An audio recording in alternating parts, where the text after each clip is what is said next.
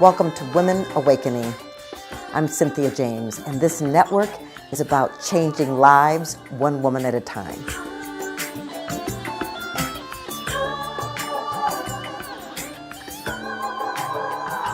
We are changing the world one woman at a time. We're changing lives one woman at a time. And I'm so excited that I get to bring to you people that inspire me, women that are making a difference because they are motivated to do so. So today I have one of my favorite people here. Let me give you a little bit of information about her. Her name is Lola Wright. She describes herself as a fierce and loving entrepreneur, coach, and consultant with an electric and dynamic presence and an extraordinary ability to be in the moment. She's worked with the world's leading global financial institutions, healthcare and technology startups, emerging and innovative nonprofits, entrepreneurs, creatives, and cultural influencers. She has experience in supporting teams through transition and conflict. She's led organizational settings during nearly a dozen significant mergers and acquisitions. We'll chat about that. She has certified 15 commitment coaches with the Conscious Leadership Group, coach with the Life Ministry Mastery Institute, personal integration practitioner through Transformation School of Integrative Psychology, and she is an ordained minister through Emerson. Welcome, Lola. Hey, I'm so happy to be here. I'm so happy that you're here. So Lola and I have crossed paths a number of times through a number of iterations, including me speaking at a spiritual center that she was the spiritual director of. And I just want to know, you are now out in the world. You are not inside an organization like a spiritual center. You are now out in the world. What are you doing? What's your passion of the moment? Well, I mean, I feel like what I'm on the planet to do is support people in waking up and out of the psychosis of the status quo. I'm just like, I'm sort of a person that blows up spaces, like my energy it's somewhat explosive, and it's really taken 42 years to learn how to be with that responsibly. But I feel like I've really created a life that feels fierce and loving, and I now want to help people identify what's your version of fierce and loving. What is your fierce and loving? I love that. And I understand that big energy because I have one of those things too. And it took me a while to like be okay with it because people would be like, whoa, could you just calm down a little bit? Um, Yeah. but here's the thing. You've had a lot of experience in a lot of different areas, with corporations and acquisitions and all of that stuff. And how does all of that support you today in doing the work you do? I think I have an incredible capacity to speak to very esoteric principles in a super practical way. And so, one of my mentors says he smuggles donkeys. Like, he brings consciousness into spaces and people don't even realize that they're having profoundly spiritual conversations.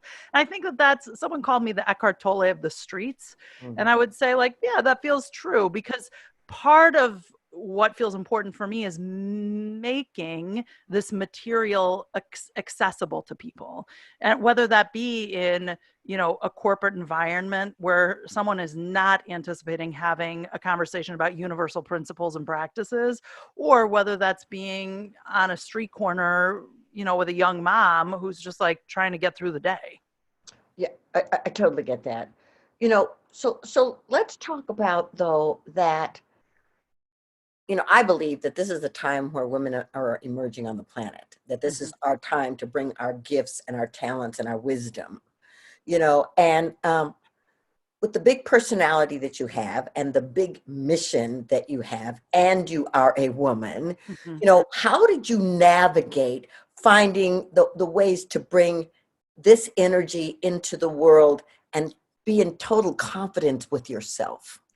It has been a long road of discomfort and self love, honestly, because it was very clear to me at a pretty young age that the world, culture, my community was not going to validate the bigness of who I am, because it was really disruptive. It was countercultural. It was not comfortable. I mean, I grew up in an environment where it's like, really, you're here to look cute and to be nice. And like really anything more than that is really inconvenient, you know? Now, gratefully, I had a grandmother who like just was willing to say whatever was there, and my mother was the same. But I will say that the women in my family were always created as crazy because they were bold, because they were confident, because they were willing to say the thing. I was raised with an idea that the women in my family were crazy. Oh wow, this is so cool. I had a grandmother too, and the women in my family were basically victims, Mm. and that's how they played out their life. But my grandmother, I mean, she was deep and bold, and she was taking me to places and introducing me to things. She said, because you are going to be on a mountaintop. You are here to talk to people. That's who she was. Thank goodness for them. And that's the kind of grandmother I want to be. Yes. Yeah, the world is your oyster. Go for it, right?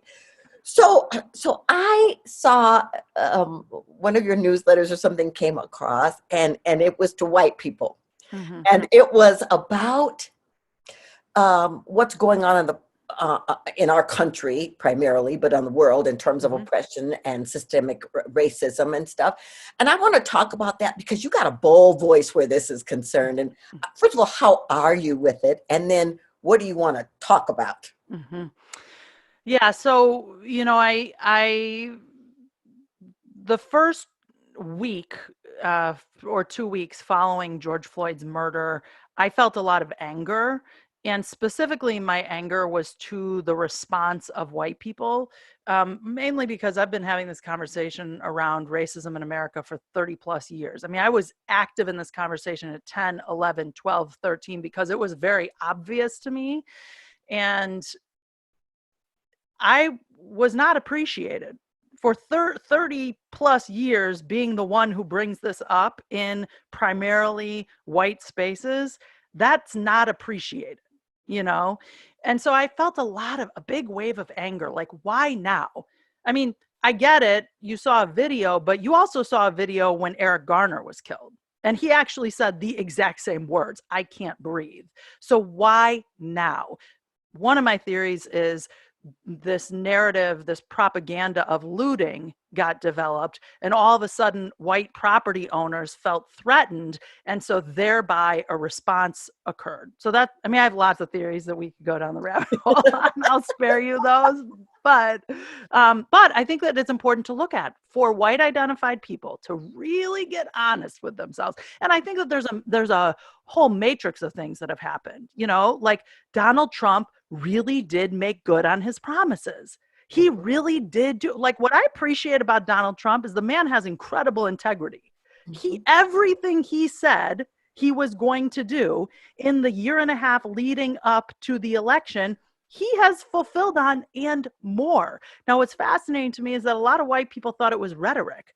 I'm like, under what circumstances would we be comfortable even if it is rhetoric? So I Right. think that we're now approaching 5.5 years, really, if you take the campaign plus his presidency into account. We're at 5.5 years of racist rhetoric overtly, not covertly, overtly on a national stage in this country. Then we got hit with a pandemic. So now all of a sudden you can't numb out because you can't just watch sports. Right. We've also been bombarded with media outlets, so you can't get away from the conversation. And then George Floyd is murdered, and so I do think that there's sort of this uh, grossly perfect storm that has occurred. And I, over the last, 7 weeks since George Floyd's murder, I've been navigating a lot within myself. And all of a sudden, the people who didn't want to hear me talk about race are calling me and texting me to talk about race. And there's a part of me that's like, so now you want me to be available on your watch when you had no interest in being available on my watch. Now, once I get beyond my reactivity, because I'm really committed to honoring my process, It's like, okay, that is actually what's occurring. Just want to be clear. So, okay, now we're ready. Now, who am I going to be? Because fundamentally, what I am committed to is dismantling racism in America. And so then now there's a readiness. Okay, let's go. Well, this is so interesting to me because you're a Caucasian woman, you're not a millennial. What's the one? Just what's the one? I Yeah, think I'm a Y. yeah, yeah.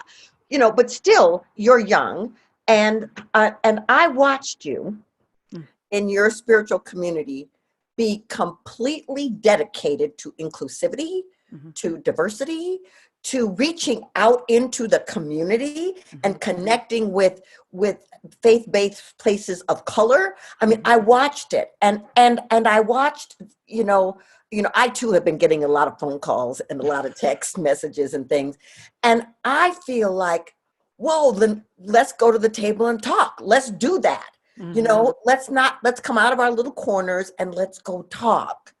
So here's the thing. There's women that are listening to this that didn't come on the planet as bold Lola or Mhm, bold Cynthia. They are trying to find their voices. They're trying to bring their light to the planet. mhm. You know, what do you want to say to them about stepping into their personal power?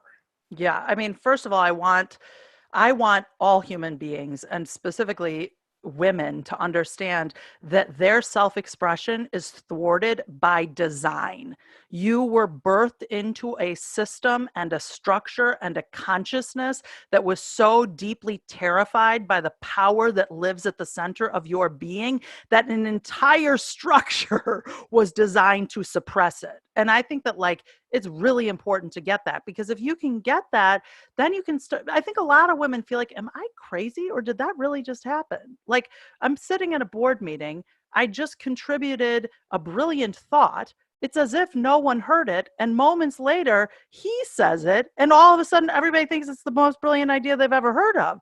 And then what women will do is will go, did that just happen?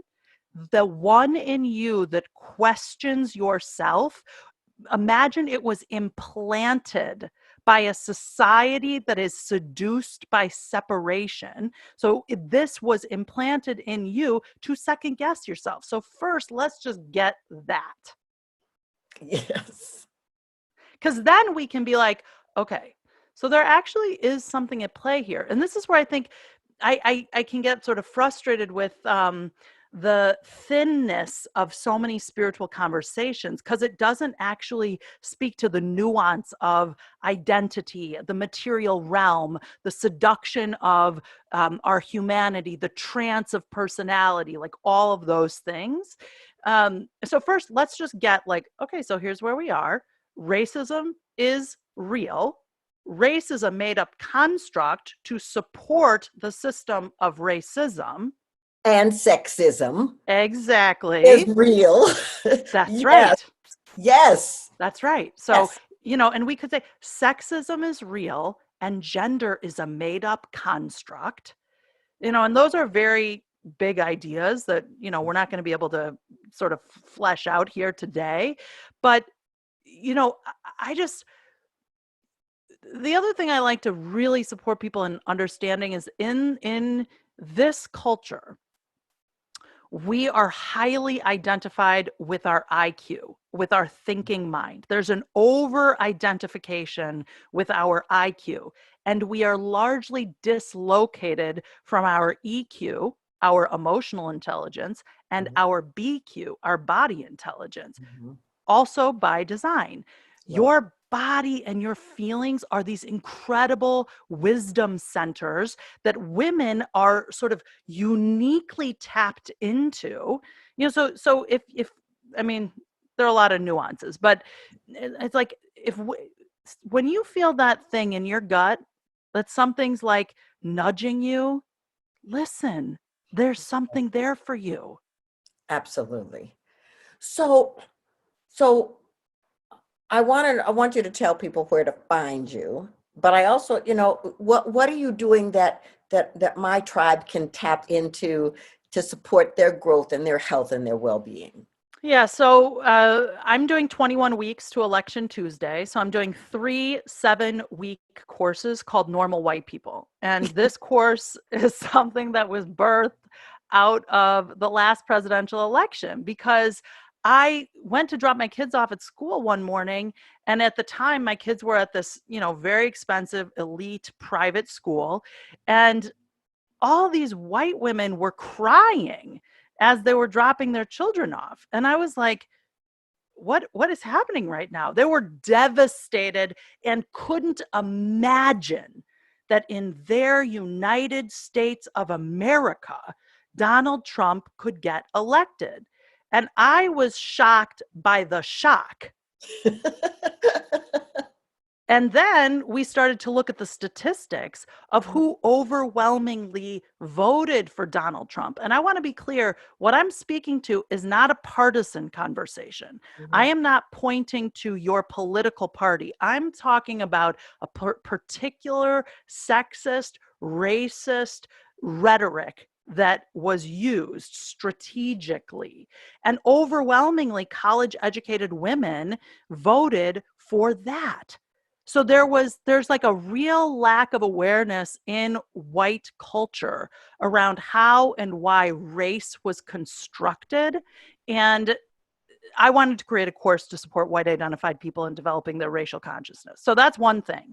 Okay, that's awesome. Okay. And your website's what? LolaWright.com.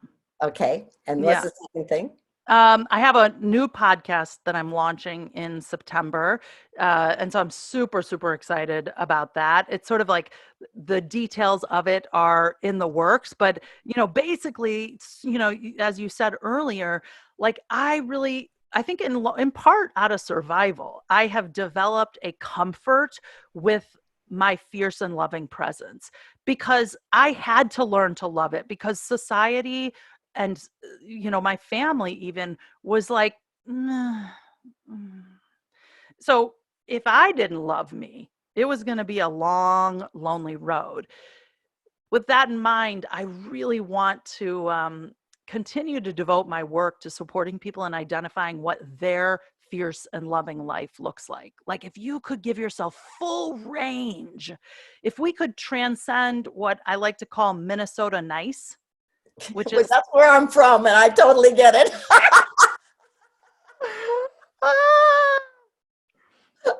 That's hysterical because I didn't know that. That's a real thing though. It's like Oh, it's it's like totally a real thing. yeah, and women are so trained to be that. Oh, And so totally. if we could support one another in liberating ourselves from our suppressed self-expression such that we can access our full range of emotional intelligence, wow, what could be possible then? So that's, really what I'm up to. With nothing big. So the last thing I ask this question of every guest. What is the one thing you want women to walk away with from this conversation about their own growth, their own reason for being on this planet at this moment? What do you want to tell them? Hmm. I mean, I'm going to break the rules and not just say one thing, but Of course. okay. I mean, true to form. Fierce and loving. Right. So, number one, trust yourself. Mhm. Like you are worthy of trusting. Something in you knows who and what you're here to be. Something in you knows when something's off, and that's worthy of listening to. The other thing is like, I really want women to own their sexual aliveness. And when I say that, I don't mean like your sexual prowess. I don't mean like your capacity in bed. That's not what I'm talking about. I'm talking about your creative capacity, the thing that you feel like in your pelvis that's just like, ah. I think that, the idea of living in our full aliveness, if we're not up to that, if that's not what we're calibrating to, what in the world is the point? Absolutely. Well, Lola, you continue to inspire me.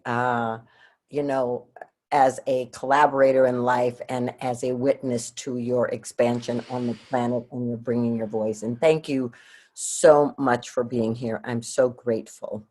I am so grateful. And Cynthia James, because you exist and because of your willingness to take up as much space as you do, there are those coming behind you that are able to do that a little more lightly. So thank you. My pleasure, darling. I love you. I love you too. Ladies, you know, we post new podcasts several times in a month. Please come back and do that. I want you to remember that you're essential, that you're here on this planet because you matter, because your presence, your voice, your wisdom matters. So go out into the world, awaken, and assist other people in awakening. And I look forward to seeing you again soon. Many blessings.